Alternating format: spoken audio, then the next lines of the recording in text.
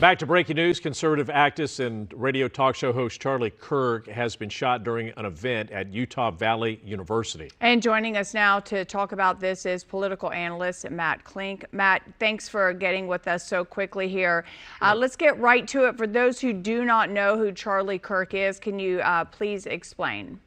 Sure. Charlie Kirk is a roughly young 30s conservative activist. He runs something called Turning Point USA.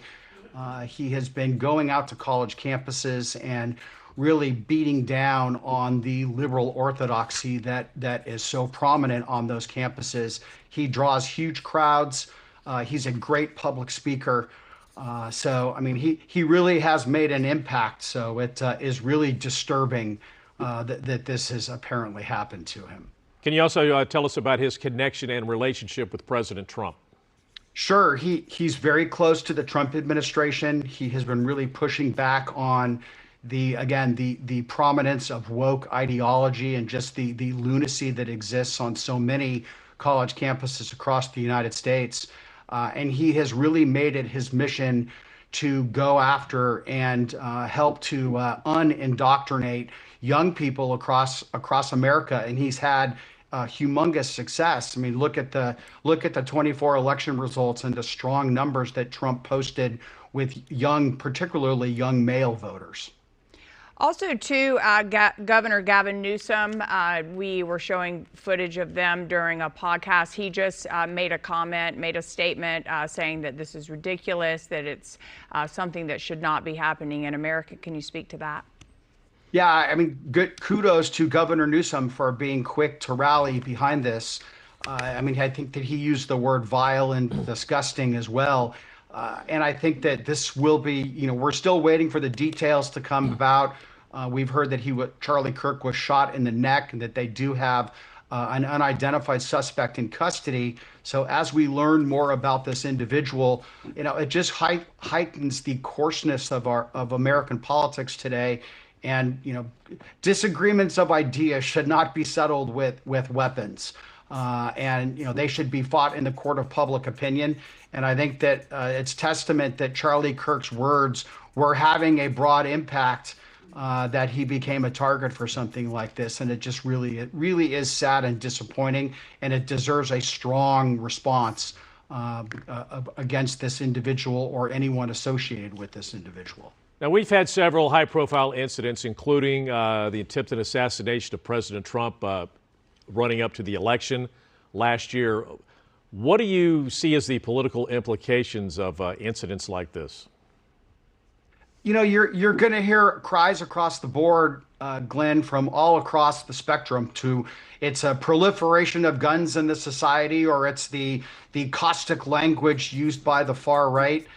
Again, typically you find in incidents like this that there are people with some type of mental problems that, either are seeking attention or are ideologues and of an extreme ideology.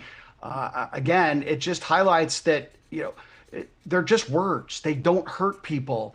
And we should live in a society where free exchange of ideas is the most important thing, and then the best ideas should win. But again, there are people at the extremes on both sides, and I won't say this is a left issue or a right issue. The extremes on both sides don't want their ideas to be, don't want other ideas to be shared, and that's really, really problematic in this country. And Matt, I just heard you say they're just words. They don't hurt you, but guns do hurt. They do kill. And it's a big issue here in America between the GOP and the Democrats. Do you think this will be a big talker? Will it go back to the gun issue, or do you think it'll be brushed under the rug again? Well, I don't think that it's brushing it under the rug. But again, guns don't kill people. People kill people. It will be look, I think we have to find out a lot more about this individual, and if the firearm that he obtained was obtained legally, which is pretty easy to do. But again, a legal person with a gun, that's the Second Amendment to the Constitution. Amendments are listed in order of importance. And right to free speech is first, and the right to bear arms is second.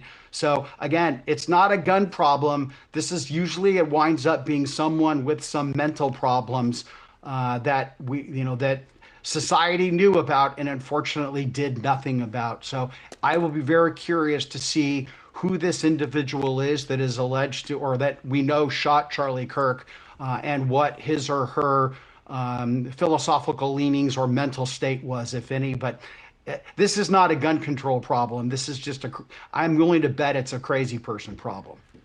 Do you maybe look at even elected officials on both sides of the aisle? Maybe the political rhetoric is just getting a little too heated? Well, but Glenn, political rhetoric in America has always been heated. I don't think that it's helpful when you have the left and even Gavin Newsom talk about dictator and blitzkrieg when referring to Donald Trump and and things of that nature. But again, it's just words. I mean, grow up, people. It's not. Words don't hurt. They may make you feel bad, but I'm sorry. We got to be tougher as a society than that. And triumph of ideas is what should be paramount in America. We don't settle issues with guns. That's what third world countries do, and that's what countries that America fights and defeats does. So what again, sorry. Go ahead. I apologize. What is Charlie's background? You said he's young. He's only in his 30s.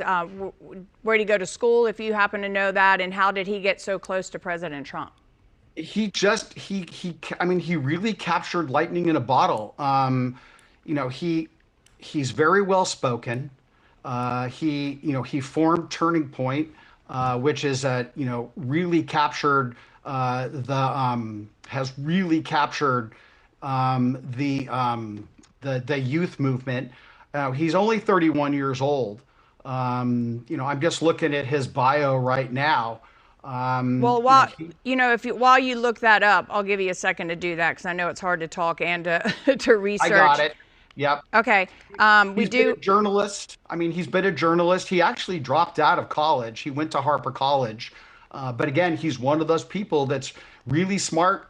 College, he didn't need to finish it. And he has made a name for himself by just being a prolific writer and speaker. He's won numerous awards. He's written books.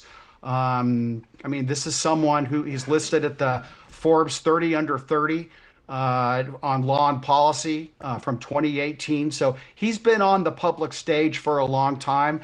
In a city, in a state, or a city like LA, in a state like California, he probably has a large following. But given the ideological mix of LA and California, he's probably not someone that comes top of mind for certainly someone who's above 40 years of age.